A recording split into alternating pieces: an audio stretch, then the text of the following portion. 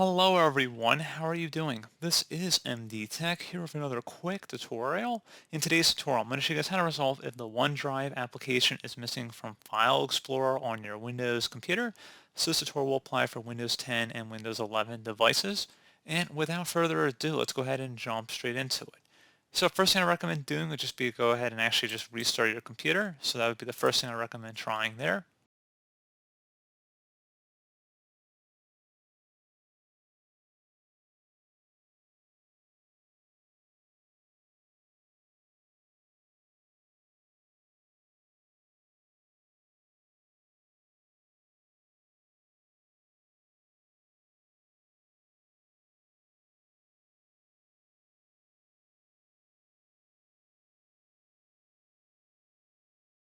And then if you attempt to open up OneDrive or access the files through File Explorer, you should be good to go.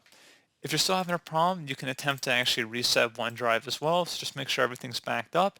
And then we're going to open up the search menu, paste in the file path. I'm going to have in the description of the video here, guys, and it'll allow you to actually run the command. So just go ahead and copy and paste it. Starts with $sign and then ends with a /reset. Go ahead and click on the best match here. And that should also reset the OneDrive application as well. So pretty straightforward process, guys. And then, of course, you would sign in. And then hopefully if you open up the search menu, you should see OneDrive listed in here. So pretty straightforward. Do hope I was able to help you out. And I do look forward to catching you all in the next tutorial. Goodbye.